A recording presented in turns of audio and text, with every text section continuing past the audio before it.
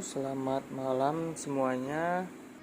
Oke, kembali lagi dengan saya. Pada kesempatan kali ini saya akan memberikan contoh studi kasus pada algoritma greedy activity selection problem.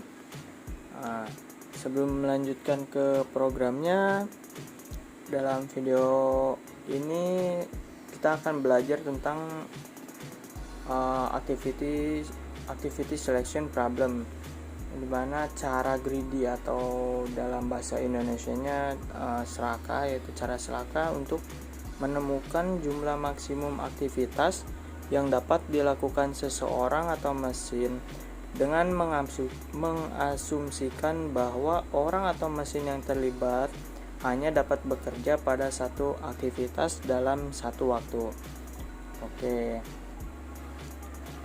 Kemudian poin yang perlu diingat dalam algoritma ini yaitu harus memiliki daftar kegiatan dengan waktu mulai dan waktu penyelesaian. Nah, tujuan dari algoritma ini yaitu untuk memilih jumlah maksimum kegiatan yang tidak bertentangan yang dapat dilakukan oleh seseorang atau mesin dengan asumsi bahwa orang atau mesin yang terlibat dapat mengerjakan satu aktivitas pada satu waktu. Kemudian setiap dua aktivitas dikatakan tidak bertentangan jika waktu mulai dari satu aktivitas lebih dari atau sama dengan waktu penyelesaian aktivitas lainnya. Lalu untuk mengatasi masalah ini, pertama-tama harus mengurutkan aktivitas sesuai waktu penyelesaiannya dalam urutan yang menaik. Kemudian memilih aktivitas yang tidak bertentangan. Oke, berikut adalah programnya. Di sini saya seperti biasa menggunakan header Studio standar input output, kemudian menggunakan tipe data struct dengan nama tipe datanya activity, yang dimana terdapat beberapa tipe data juga, yaitu chart, integer, dan integer lagi, yang dimana chart di sini untuk ID aktivitas, kemudian ada start yang bertipe data integer dan finish bertipe data integer juga. Kemudian saya memasukkan fungsi void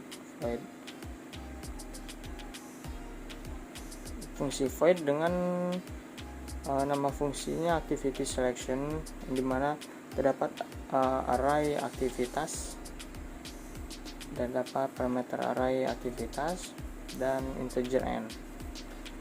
Nah, pada bagian mainnya di sini saya menambahkan void karena supaya ketika program running tidak mengharuskan untuk menginputkan data kembali, karena void di sini dalam artian kosong, jadi tidak menginputkan data kembali.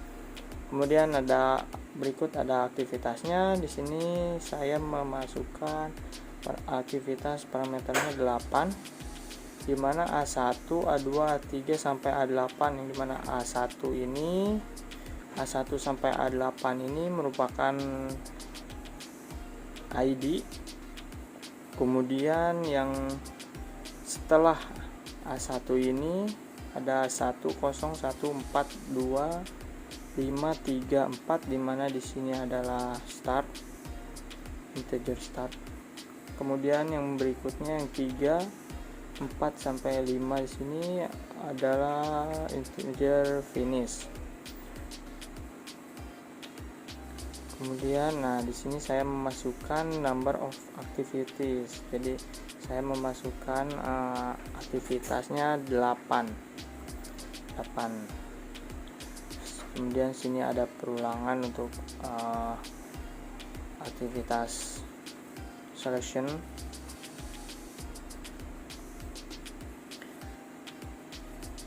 Kemudian setelah itu di sini saya masukkan kembali fungsi void dengan aktivitas relation mempunyai parameter activities dan integer n. Nah, di sini saya memasukkan variabel i dan j. Kemudian pada step pertama di sini kita melakukan perulangan yang dimana i sama dengan 1. Jika i lebih kecil daripada n, maka i++ atau i++ di sini maksudnya i tambah 1. Kemudian di sini untuk perulangan, jika j sama dengan 0, maksudnya j apabila j sama dengan 0, jika j kurang dari n kurang 1, maka j++ atau j tambah 1. Ini untuk perulangan sortingnya ya. Kemudian sini ada output sorting dari perulangan yang tadi saya sebutkan. Sini ada output itu sorting activity per finish time, per waktu penyelesaian, yang dimana waktu penyelesaiannya dimana outputnya nanti terdapat activity, start, dan finish. Untuk i sama dengan 0, jika i kurang dari n maka i++. Sini terdapat perulangan lagi, dan sini akan di print outputnya. Output untuk activity parameter i.id, kemudian sebelahnya ada activity start dan activities finish. Kemudian pada step kedua di sini program akan memilih activity pertama. Ini outputnya sama seperti yang sorting tadi, terdapat activity start dan finish. Oke.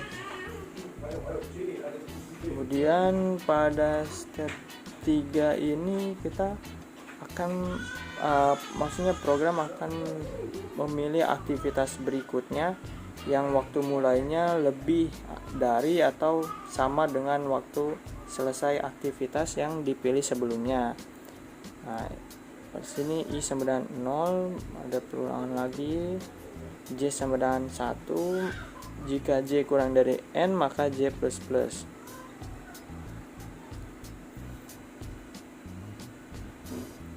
Oke, kemudian di sini ada activity. Jika activity j start lebih besar atau sama dengan activity i finish, maka akan pengeluarnya activity j start, activity j finish.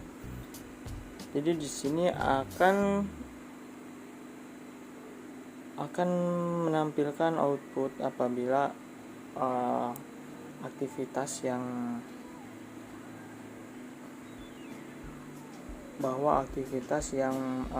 waktu finishnya lebih cepat, maka akan dipilih. Oke, saya akan running programnya.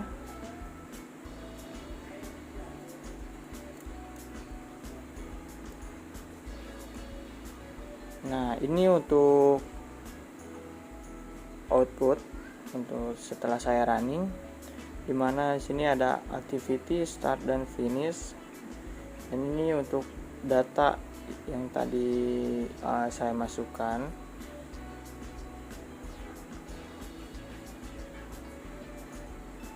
Untuk data ini di sini datanya masih teracak ya, karena di sini A1 activity startnya 1, finishnya 3, langsung loncat ke 4. Harusnya A3 terlebih dahulu, A3 karena startnya dari 1, kemudian finishnya 2. Nah, program ini hasilnya yang sudah berurut, yang sudah diurutkan. Kemudian setelah diurutkan, maka program activity selection problem ini akan mencari aktivitas yang waktu selesainya lebih singkat, yang dimana di sini terdapat A3, startnya 1, finishnya 2, kemudian A7, karena finishnya 2 jadi tidak mungkin startnya dari 1 lagi, maka program akan memilih angka selanjutnya dari finish, yaitu 3, dimana 3 ini bertepatan dengan activity A7. Kemudian finishnya 5 pada angka 5. Dan yang ketiga ada activity A6. Startnya 5,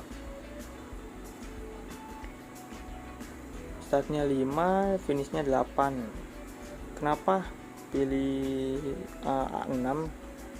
Karena yang sudah saya jelaskan tadi bahwa finish time-nya di sini tidak mungkin memilih start time yang lebih kecil daripada finish time. Program pasti akan memilih start time yang lebih besar atau sama dengan dari finish time, yang dimana di sini terdapat pada A6 dan A6, dimana start time-nya 5 dan finish time-nya 8. Oke, di sini terdapat 3 activity selected-nya karena setelah finish di 8 tidak ada start yang lebih besar dari finish time 8 ini.